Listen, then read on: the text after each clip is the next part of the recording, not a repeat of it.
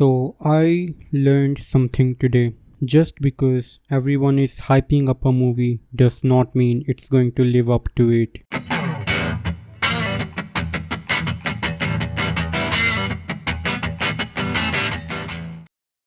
So the plot of this movie is as follows. In 1985, there is some drug smuggler who is on a plane throwing cocaine down in the forest below and decides to parachute his way out of the plane for some reason. But he ends up bonking his head and falls to his death. And then the scene cuts and there is a couple in a forest who are hiking, and the bear eats the wife and seemingly eats the husband as well. But they don't matter, so just forget about them now. Now we are at the present and there is this girl called Didi, and she decides to skip school and go to the forest with her friend to paint a waterfall. And on the other hand, you have another drug guy who wants to recover the lost drugs, so he sends some dude with his son to the forest to recover the coke. Didi's mom finds out that Didi has skipped school and instead she ventured into the forest. She decides to find her daughter and runs into some park rangers. The rangers show her the way to the waterfalls, and when going there she finds Henry, who has now climbed a high tree. He says that the bear attacked Didi and him, and the bear took Didi. Then the bear shows up and kills one of the rangers. The other ranger runs to the lodge to find some help, and Didi and the mom run while the bear kills one of the rangers. We have two dudes who have come to the forest to find the drugs. They also find a teenager who has already found the cocaine but hid it somewhere safe in the forest. We also have a police officer. You can see how many different characters we are working with in this movie, but believe me, I'm going to talk about this later. But yeah, the police officer finds the drugs on his own by chance. When our drug bros arrive at the scene, the police officer holds them hostage until the bear shows up. The police officer is able to distract the bear and then is shot by a third drug dude. I know I'm being really vague with the names of these characters, but to be honest,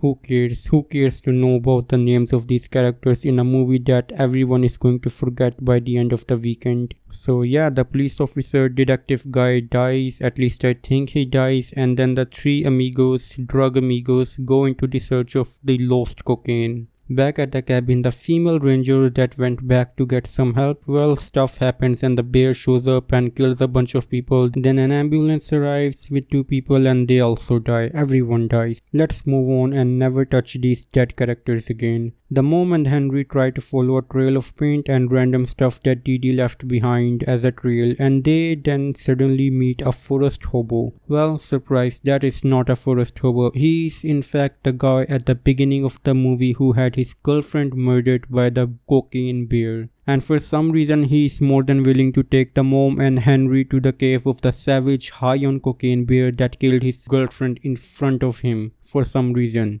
Common sense has left this guy. The mom and Henry go into the cave and the forest hobo fucks off and then gets killed by Optimus Prime. Who cares? The mom and Henry... Oh god, I'm getting tired of saying the mom and Henry. Anyways, the female parental figure and the boy named Horny find Didi inside the cave. They also find two cubs of the bear, and then the three drug amigos show up as well. La-di-da, the female parental figure and the young offspring is survived by jumping the waterfall. Two of the drug amigos also survive, but the greedy drug amigo dies, as they all should. And well, that's the plot of this goddamn movie. Let's talk about the characters in this movie. And if you haven't noticed by now, this movie has a lot of characters, and I think this is a good thing because that means that the bear will get to kill a lot of people. The more the merrier. I think the characters were fine. I liked the kid Henry. I liked his deadpan comedy style. Other than that, I don't think any character really stands out too much. If you compare the characters in this movie to the Hangover movies, these characters look like NPCs with nothing much to go on. I think maybe the focus should have been on a single group of characters, and then the rest could just be random NPC characters that we could just watch get killed in brutal ways. Let's talk about what could have made this movie better. I think this movie felt really, and I mean really, tame. If you hear the words cocaine bear movie or rated R, what comes to mind?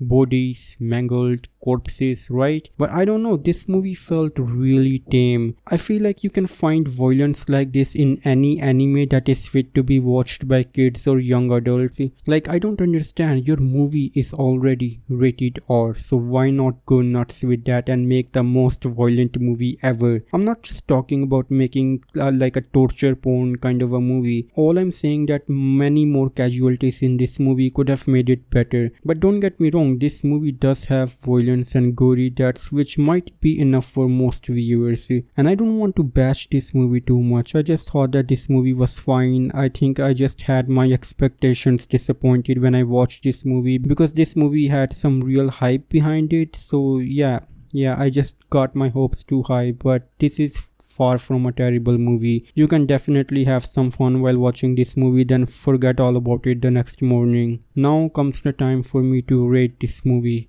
I am thinking a good 65, because 60 feels too low and 70 feels too high. So right in the middle, we can have a comfortable, nice and cozy 65. And yeah, that's about it. Let me know how you like this movie and how you would rate it out of 100. And for now, it's a goodbye.